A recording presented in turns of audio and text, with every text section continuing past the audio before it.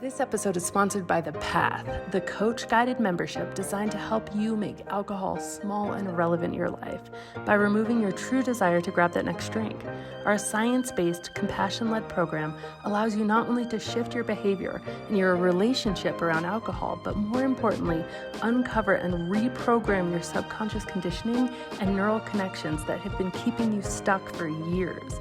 With daily live breakthrough coaching, an intimate and supportive community, regular peer-to-peer connection calls, and a complete vault of resources, this is where your path to total freedom and effortless enjoyment of your new way of life begins. Join us at nakedmindpath.com. Hi, this is Annie Grace, and I am so excited to bring you this video series. This series is 4 videos, and it's titled, What I Wish I Would Have Known Before My First Drink. And it's really a letter to my children, what I wish I would have known for myself and what I'm so excited to tell them. So no matter what age you are, what age your children are, this is a beautiful, beautiful thing, because the number one question I get asked is, how do I talk to my children about alcohol? How do I make this stuff simple for them or make sense for them or help them to understand? So maybe they don't take the path that I took, or maybe you didn't take that path yourself, but you see around you and you just worry about your kids.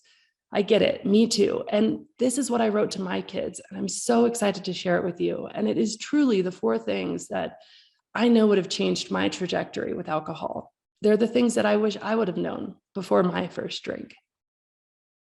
This is video number 2 in what I wish I would have known before my first drink, the thief of joy. The thief of joy. But wait, I thought people drink because it feels good. Well, sorta. In fact, that's part of what gets us stuck, these temporary feelings. Alcohol, it actually overstimulates the pleasure circuits of the brain, or the feel-good parts of the brain. Kind of sounds like the whole point, right? I mean, people drink because it feels good. But there's a problem, a big one. Let me explain. First, we need to learn about homeostasis. Homeostasis is one of the ways your brain keeps you alive and safe and feeling good. Your brain is arguably the most complex organism in the known universe. And like any amazing technology, it needs proper conditions to function well. Kind of like how phones start glitching if they get too hot, the brain needs stability, balance, homeostasis. Homeostasis is actually why you sweat. When your body gets too hot, it sweats to cool you down. Your body gets out of balance, too hot, and the sweat helps bring your body back into balance. The sweat evaporates and your body cools down. When the brain's pleasure center is overstimulated, like when you drink alcohol, the brain must do something to regain balance. But how? Well, sometimes the brain creates chemicals. Now, not the chemicals you'd use in a science lab, but natural chemicals that change things inside your brain and your body. And dynorphin is one of these chemicals. Technically, it's called a peptide. And dynorphin can change how you feel. And spoiler alert, dynorphin makes you feel bad. Weird, right? If alcohol makes your brain feel good, why would your brain respond by making you feel bad? Homeostasis. It needs to bring things back into balance. Now, this only happens when the brain determines it's experienced something disruptive or unsafe. So don't worry, this won't happen when you feel pleasure naturally, when you're just having fun. So alcohol makes you feel good, at least for a little while, but then dynorphin makes that vibe go away. No big deal, right? Well, wrong. And here's why. Alcohol is toxic to the human body. The alcohol you drink is actually a type of alcohol called ethanol. And you may have heard of ethanol at the gas station. Yep, it's the same ethanol that's found in gasoline, the same chemical compound, the same stuff you put in your car, the stuff with all the warnings that say, don't inhale and toxic if ingested. So why do adults drink something if it's so toxic? Well, partially because of the temporary pleasure, partially because they don't realize how toxic it is, and partially because everyone's doing it. And of course, partially because more than $2 billion are spent every year in the US alone to convince us through advertising that we need alcohol, that alcohol is fun and vital to adulthood, vital to a good life. If you give mice alcohol, they won't drink it. They might smell it or taste it, but their little mice brains tell them, poison, stay away. And since big companies aren't advertising it to them and society isn't pressuring them to drink it, They actually trust their instincts. But we humans, we ignore this instinct. And then we do all sorts of things to make alcohol taste good enough to drink. We have distilling processes and sugary mixers. We water it down, we sweeten it. We do all this so we can drink it without immediately throwing up, which is what would happen if you drank pure alcohol. Actually, just a little pure alcohol would kill you. That's why you throw up. And even watered down, alcohol kills more than twice as many people as drugs do every single year. Now, even though we've figured out a way to make ethanol drinkable, it's still toxic. Our taste buds can be fooled, but our body knows the truth. So as soon as alcohol enters the system, the body goes on red alert and tries to get rid of the poison.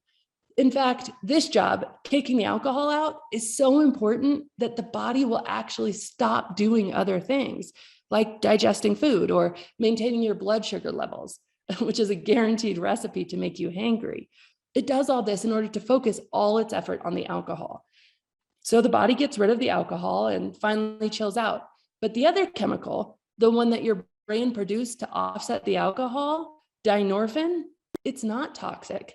In fact, it was produced by your body in the first place. So there's no reason for the body to get rid of it. And remember, dynorphin's job is to actually turn down the pleasure, to make things less fun. But it doesn't just turn down pleasure from alcohol. Dynorphin turns down all sorts of pleasure. It makes it harder to enjoy everyday things like hanging out with friends or going to the game, reading a good book, or going to the movies. And then you start to wonder why life just kind of sucks, or why do you feel anxious all the time? And there's an interesting fact. Drinking actually also causes the body to release stress hormones like cortisol. So if you're anxious already, drinking alcohol is kind of like turning your anxiety up, literally increasing the anxiety and sadness you already feel. But a lot of people don't realize this because they don't feel their anxiety spike as soon as they take a drink. That comes in the hours and days later. You may have heard it said that people can't have fun without a drink. And sadly, that becomes true. But it's not that you can't have fun without a drink. In fact, the science shows that things are often much more fun without drinking. It's that the dynorphin stays in your body a lot longer than the alcohol, making it harder to experience fun naturally. And over time, even the fun you get from drinking lessens and lessens and lessens.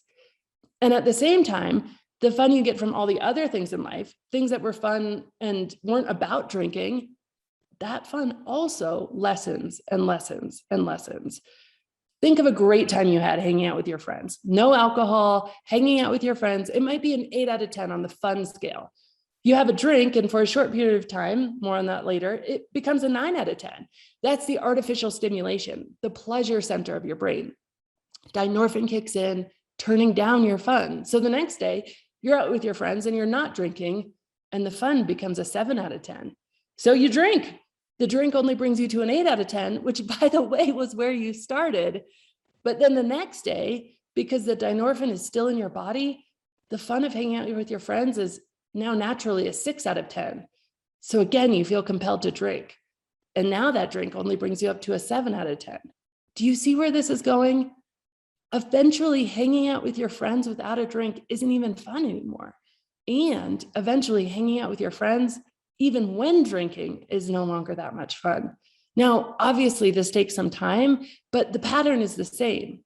It's called the Law of Diminishing Returns, which basically means that, yes, alcohol will pick you up a bit, but then it kicks than you were before you drank. Drinking again won't bring you back up to your normal level of fun. Or said another way, alcohol will kickstart your anxiety and literally steal your joy. Alcohol is the thief of joy. And that is something I really wish I would have known before my first drink.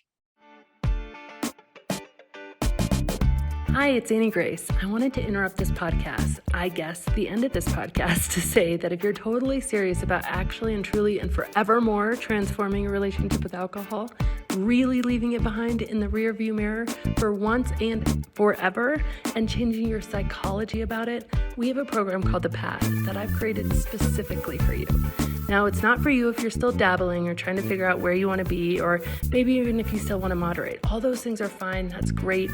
But if you're beyond that and you're like, no, I just want to be done with this. I'm ready to invest some time and I'm ready to just make this happen. I want the answer. I want the easy way out. Then I want you to check out nakedmindpath.com and join us in The Path, where you receive coach-guided and community support so that you can truly make this lasting change that you want in your life. And as always, rate, review, and subscribe to this podcast, as it truly helps the message reach somebody who might need to hear it today.